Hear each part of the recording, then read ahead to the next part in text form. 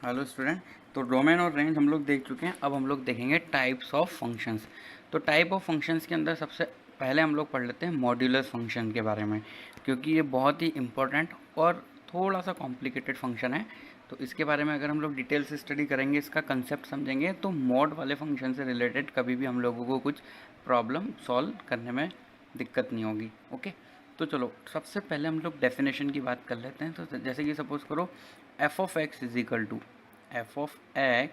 Equal to mod X लिखा हुआ है। वैसे तो तुम लोगों ने इसके बारे में 10th क्लास के अंदर भी पढ़ा हुआ है, बट स्टिल हम लोग इसको थोड़ा डीप में जो है स्टडी करेंगे। तो F X is equal to mod X, तो ये एक मॉड्यूलस फंक्शन है जिसका काम है कोई भी वैल्यू इनपुट के रूप में लेना है और आउटपुट के रूप में जो वैल्यू देना है उसका आंसर होना है पॉजिटिव। वापस से, इस फंक्शन का, इस मशीन का एक ऐसा काम है, अगर हम इसको इनपुट कोई भी नंबर देते हैं, अगर हम इसको पॉजिटिव दें या फिर नेगेटिव दें, एनीथिंग, हम इसको कोई भी रियल नंबर इनपुट के लिए दे सकते हैं। बट इसका एक काम पहले से फिक्स है, इसको प्री डिफाइंड किया हुआ है, इसको प्रोग्राम किया हुआ है कि इसको जो भी वैल्यू मिलेगी वो बाहर हम लोगों को क्या करके देगा, प्लस। जैसे कि सपोज करो we want to calculate F of two, तो एफ ऑफ टू का मतलब क्या हो जाएगा, मॉड टू। अब टू ऑलरेडी पॉजिटिव है, तो ये हम लोगों को कैसे वैल्यू दे देता है, डायरेक्टली टू। इसी तरीके से अगर हम बात करें एफ ऑफ माइनस टू, तो ये मॉड के अंदर माइनस टू बाहर आता है, तब ये हम लोगों को क्या मिल जाता है, टू। या फिर अगर हम इसके अंदर जीरो रख रहे हैं, तो सिंपली जीरो का ये कुछ भी नहीं करता, जीरो की वैल्यू सिर्फ ये क्या दे देगा, जीरो। अगर हमने इसके अंदर नेगेटिव कुछ भी रखा, -1.3, तो मॉड के अंदर से हम लोगों को क्या मिलेगा, -1.3 इज इक्वल टू 1.3 प्लस में। ओके, तो हम इसको ऐसा मान सकते हैं कि ये एक मशीन है इस तरीके से, और ये वाला जो इसका यूनिट है यहाँ पे, ये इसका इनपुट है, यहाँ से इसका इनपुट है और यहाँ से इसका क्या है, आउटपुट। तो अगर इस इनपुट के अंदर मैं टू वैल्यू इनपुट करवाता हूँ, तो मुझे वैल्यू कितनी मिलती है, 4, ओ सॉरी 2 ही मिलेगी। टू वैल्यू रखता हूँ तो मुझे वैल्यू कितनी मिलेगी, 2। और यही अगर मैं -5 इसके अंदर पुट करवा देता हूँ, तो मुझे बाहर आंसर के अंदर क्या मिलेगा, 5। क्विक ही आंसर देगा हम लोगों को। तो इस तरीके से कोई डेफिनेशन है इसकी। इसको ऐसे भी मेजर कर सकते हैं कि जैसे कि सपोज करो नंबर लाइन है, नंबर लाइन के अकॉर्डिंग भी इसको कभी कभी डिफाइन किया जा सकता है, बट हम लोग डायरेक्ट समझे तो ज़्यादा बेटर है। ओके, नंबर लाइन वाली अप्रोच भी देख लेते हैं। जीरो, इधर नेगेटिव में -1, -2, -3 एंड सो ऑन, 1, 2, 3, 4।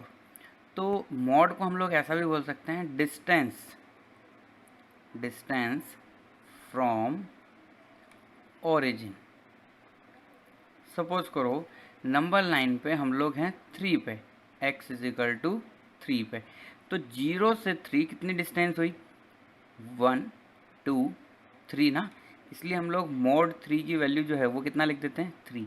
इसी तरीके से सपोज करो अगर -1 मॉड के अंदर है, तो -1 जीरो से कितने डिस्टेंस पर है, ओनली 1 डिस्टेंस पर है। ओके, नंबर वहाँ पे -1 लिखा हुआ है क्योंकि जीरो के लेफ्ट में है, बट डिस्टेंस तो 1 है ना, तो इसको इसलिए हम लोग क्या लिख देते हैं, 1। इसी तरीके से अगर -3 लिखा हो मॉड के अंदर, तो कितनी डिस्टेंस हो जाएगी, जीरो से लेकर इसकी यहाँ से लेकर यहाँ तक की, तो डिस्टेंस ये कितनी है, 3 है। इसलिए -3 जो मॉड में रहेगा उसका आंसर कितना लिखेंगे हम लोग, -3 मॉड इज इक्वल टू 3। तो मॉड बस इतना सा है कि हम लोगों को वैल्यू हमेशा ये किस रूप में देगा, पॉजिटिव रूप में देगा। ओके, और जो इसकी मैथमेटिकली डेफिनेशन होती है उसको हम लोग इस तरीके से लिखते हैं, F of X is equal to mod X. तो ये जो मॉड एक्स है ना, इसमें केस होते हैं कुछ, इसकी जो डेफिनेशन है एक्स की वैल्यू पे डिपेंड करती है। सपोज़ करो हमने इसको जो वैल्यू दी एक्स, हम इसको पहले से ही कोई पॉजिटिव वैल्यू या जीरो वैल्यू दे रहे हैं, तो ये हम लोगों को ऐसा का ऐसे ही एक्स वापस रिटर्न कर देगा। मैंने पहले ही बताया ये एक मशीन है, इसको हम जो भी इनपुट देगा तो ये हम लोगों को एज ए आउटपुट क्या देगा, वही वैल्यू, बट उसका साइन ये क्या बना देगा, पॉजिटिव। बट अगर हम ऑलरेडी इसको पॉजिटिव वैल्यू दे रहे हैं, तो इसको साइन चेंज करने की ज़रूरत ही नहीं है, ये वैसे की वैसे ही बाहर वैल्यू दे देगा। मतलब अगर हमने कोई पॉजिटिव वैल्यू मॉड के अंदर रखी है, तो ऐसे के ऐसे हम लोगों को एज ए आउटपुट बाहर मिल जाएगी। अगर हम तो इसका जो मैकेनिज़्म है, इसका जो वर्क है वो शुरू होता है जब हम x की वैल्यू नेगेटिव इसके अंदर कुछ रखते हैं। तो अगर हमने मॉड के अंदर सपोज करो -7 रखा या फिर कोई भी x की नेगेटिव वैल्यू रखी, तो एक माइनस ये खुद की तरफ से मल्टीप्लाई कर देता है ताकि हमारा नेगेटिव नंबर और इसका माइनस दोनों मिलके माइनस माइनस क्या हो जाता है, प्लस। तो इस तरीके से कोई डेफिनेशन होती है। अब इसको समझते हैं। जैसे कि अभी मैंने तुम्हें बोला -7 मैंने मॉड के अंदर दिया, तो ये मशीन जो है इस तरीके से डिज़ाइन है कि जो भी हम इसको इनपुट देते हैं तो ये सबसे पहले उसको क्या करती है, ऑब्जर्व करती है कि वो वैल्यू पॉजिटिव है या नेगेटिव है। अगर वो वैल्यू पॉजिटिव है तो वो ऐसे के ऐसे आगे पास कर देगी और आउटपुट में हम लोगों को वही वैल्यू मिल जाएगी। तो इसका वर्क शुरू होगा जब हम इसको वैल्यू देंगे और इसने वो पहचान लिया कि वो नेगेटिव है, तो ये अपनी तरफ से क्या दे देगा, एक माइनस उस नंबर को दे देगा। तो हमने एज ए इनपुट क्या लिखा था, -7, और एक ये वाला जो माइनस अभी मैंने लिखा है ये मॉड ने इसको दिया है। तो -7 इंटू माइनस ये मिलके कितने हो जाएंगे, 7। इसलिए हम लोग डायरेक्टली ये स्टेप लिखते हैं नॉर्मली, माइनस मॉड में 7 इज इक्वल टू हम क्या लिख देते हैं, 7। इसी तरीके से जैसे सपोज करो -3 मॉड के अंदर है, तो ये मॉड क्या करता है, एक माइनस उसको एक्स्ट्रा देता है, -3 को एक और माइनस एक्स्ट्रा देगा, तो माइनस माइनस मिलके कितना हो जाएगा, 3।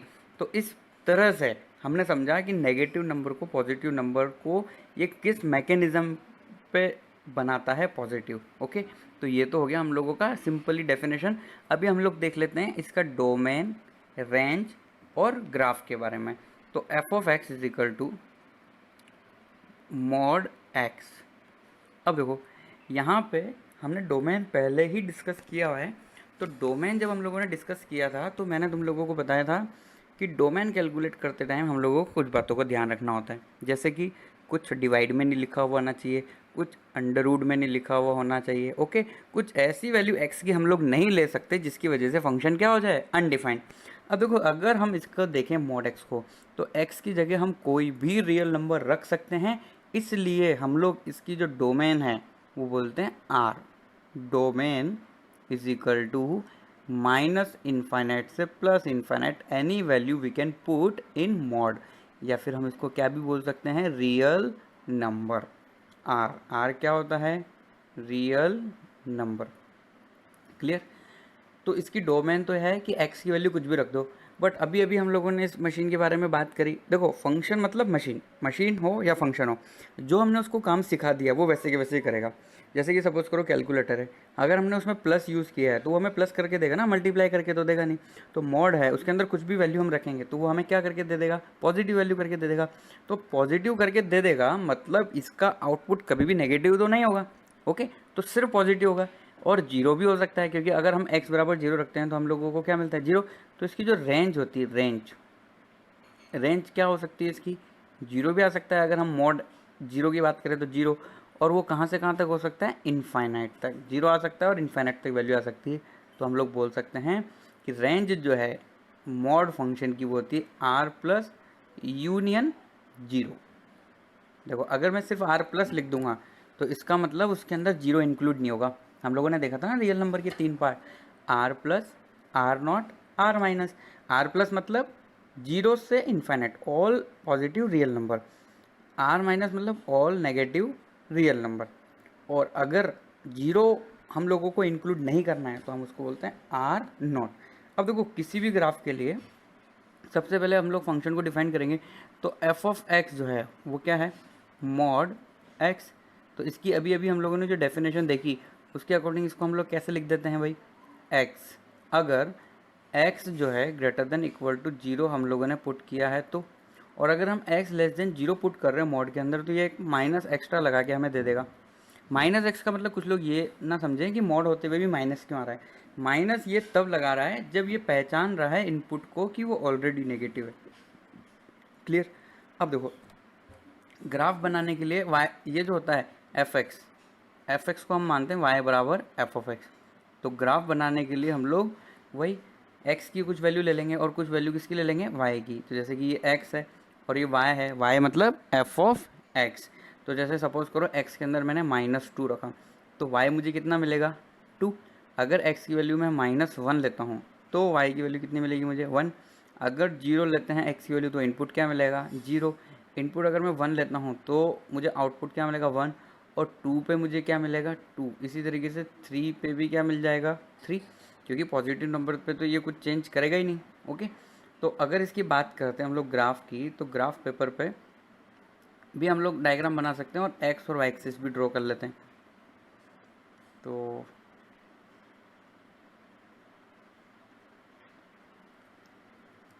एक्स और वाई एक्सिस बनाते हैं और फिर मॉड फंक्शन का ग्राफ बनाने का ट्राई करते हैं। तो ये तो हो गई एक्स एक्सिस, इसी तरीके से ड्रॉ कर लेते हैं वाई एक्सिस भी,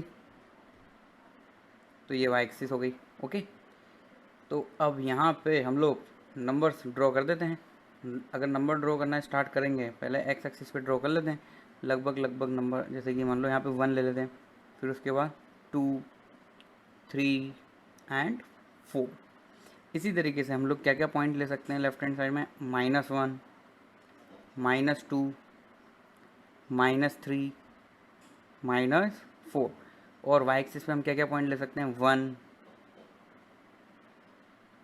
2, 3 एंड 4। इसी तरीके से सिमिलरली नीचे भी पॉइंट हो जाएंगे, 1 मतलब -1, -2, -3। तो अगर हम इसका ग्राफ बनाएंगे तो इस तरह की कुछ शेप बन के आएगी हमारे पास। लेफ्ट हैंड साइड में तो बन जाएगा ये कुछ इस तरह का ग्राफ। चलो डिफरेंट पेन यूज़ करते हैं। वैसे तो बोर्ड में हम लोगों ने देखा ही होगा ये ग्राफ, बट स्टिल हम लोग इसको समझने का ट्राई करते हैं। ऐसा तो कुछ होता है ये ग्राफ, वी शेप का, है ना। वी से याद रख सकते हैं हम इसको कि मोड का जो ग्राफ है वो किस तरह का होता है, कुछ वी। ये देखो मैंने ग्राफ पहले बना दिया। जबकि हम करते क्या हैं, ये जितने भी हमारे पास यहाँ पे पॉइंट्स हैं, इन पॉइंट को हम लोग प्लॉट कर लेते हैं, और पॉइंट को प्लॉट करने के बाद सभी पॉइंट को मिलाने पे जो शेप हम लोगों को मिलती है उसको हम लोग ग्राफ बोल देते हैं। तो जैसे कि -2, 2, तो यहाँ से हमारे पास क्या क्या पॉइंट आ रहे हैं वो हम लोग देख लेते हैं।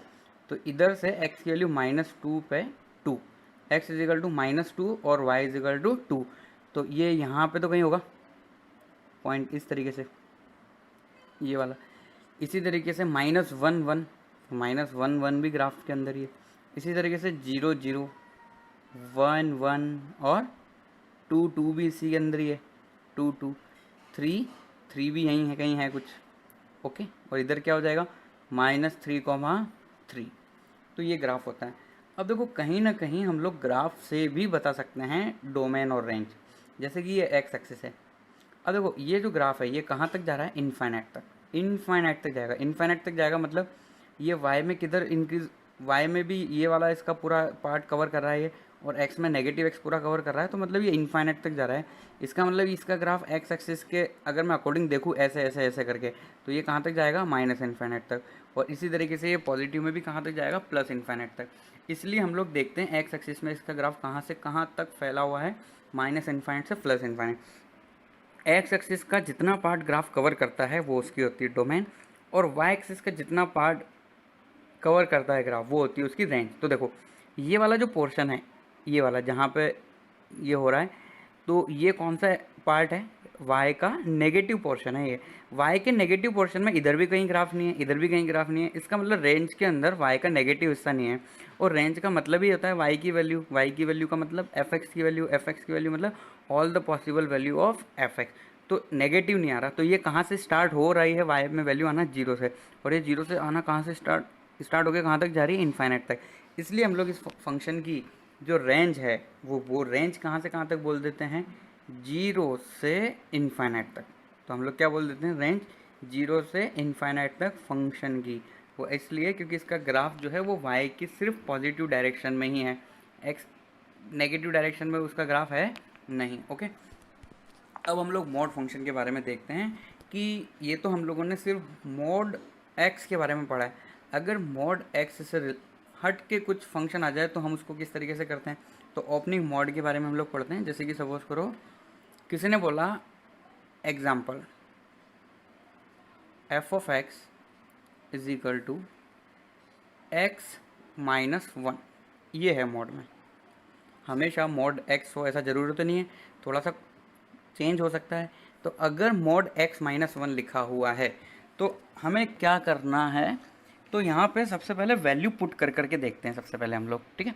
तो जैसे कि सपोज करो मैंने इसके अंदर एफ ऑफ -2 रखा, तो -2 रखने पे मुझे क्या वैल्यू मिलेगी, देखें -2 -1, तो ये हो जाएगा -3, और -3 बाहर आके मुझे क्या देगा वैल्यू 3, ओके।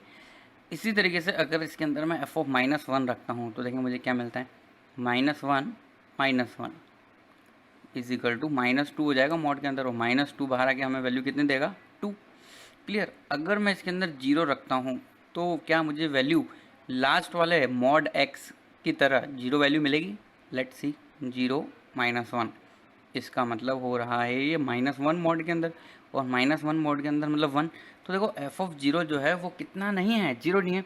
चलो और चेक करते हैं आगे वैल्यू एफ ऑफ 1 पे भी चेक कर लेते हैं। तो एफ ऑफ 1 पे अगर हम लोग वैल्यू चेक करेंगे तो कितना आएगा 1 -1, हाँ ये 0 आ रहा है, तो मॉड 0, तो मॉड 0 कितना आएगा 0। तो यहाँ पे कुछ तो फंक्शन चेंज हो रहा है 1 पे। अब 1 से वैल्यू इंक्रीज़ करते हैं, जैसे एफ ऑफ 2 रख देते हैं हम लोग, तो एफ ऑफ 2 रखेंगे तो कितना आएगा 2 -1, ये हम लोगों को वैल्यू देगा 1 मॉड के अंदर, जो वैल्यू कितनी हो जाएगी 1। इसी तरीके से अगर एफ ऑफ 3 कैलकुलेट करेंगे तो एफ ऑफ 3 कितना हो जाएगा 2 -1, मतलब 3 -1 मॉड के अंदर 2, तो ये हम लोगों को कितनी वैल्यू मिल जाएगी 2, देखो ना 3 -1, तो मॉड के अंदर 2। तो जो पहले x इज इक्वल टू 0 पे फंक्शन हमें 0 वैल्यू दे रहा था, वो x इज इक्वल टू किस पे दे रहा है 1 पे, ओके। तो इसका जो ग्राफ है वो भी थोड़ा सा जो है वो चेंज होना चाहिए, तो चेंज होगा, बिल्कुल होगा। तो बना लेते हैं इसका भी ग्राफ, देखें किस तरीके से चेंज होगा और क्या इसके अंदर चेंजेस होंगे, और हम लोगों को ग्राफ में क्या चेंज करना पड़ेगा जो हम लोगों का बेसिक ग्राफ है उससे अलग, तो वो भी देख लेते हैं।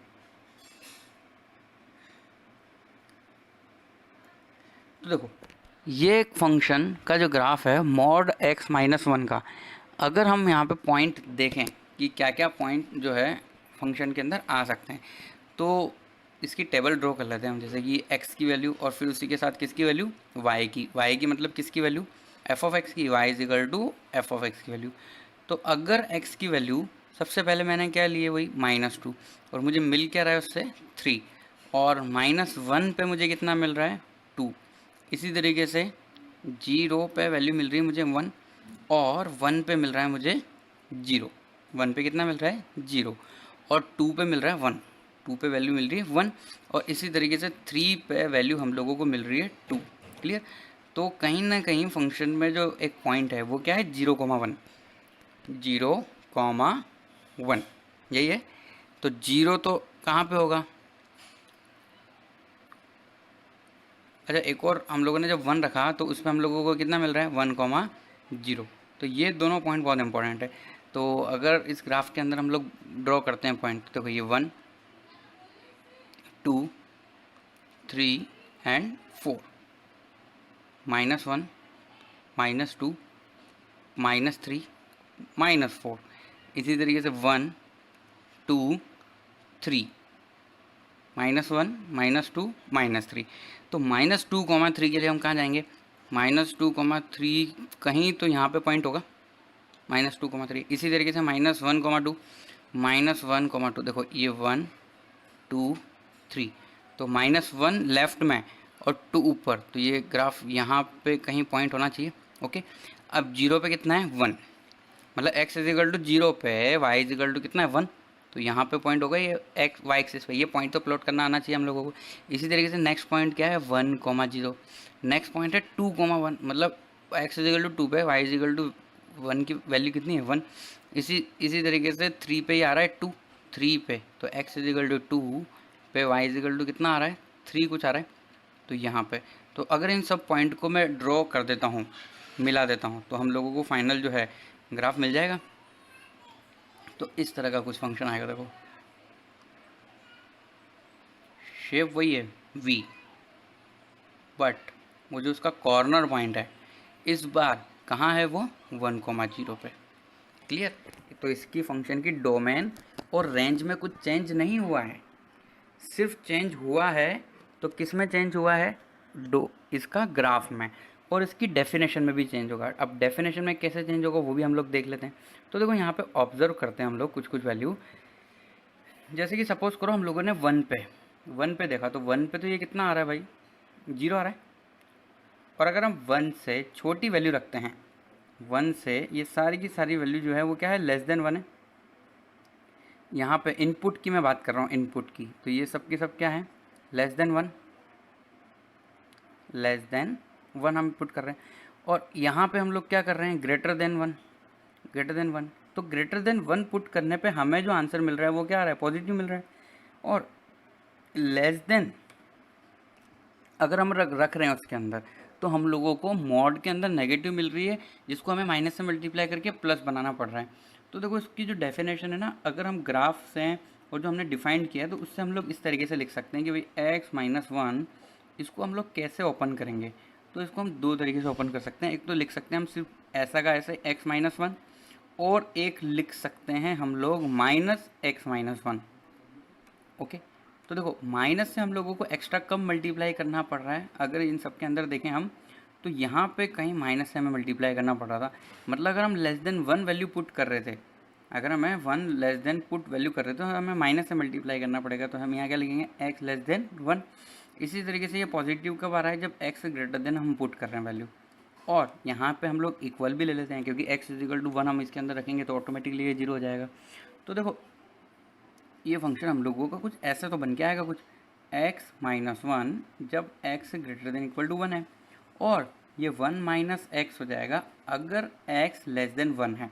अब अगर हम ये डेफिनेशन फॉलो करते हैं तो हमें मॉड से फ्री हो जाएंगे हम, हमें मॉड की ज़रूरत ही नहीं है। जैसे कि सपोज करो यहाँ पे तुम लोगों ने 3 रखना चाहते हो तुम, है ना, तो यहाँ पे तुम 3 रख नहीं पाओगे, क्योंकि यहाँ पे तुम वही वैल्यू रख सकते हो जो x से क्या हो, 1 से क्या हो, छोटी।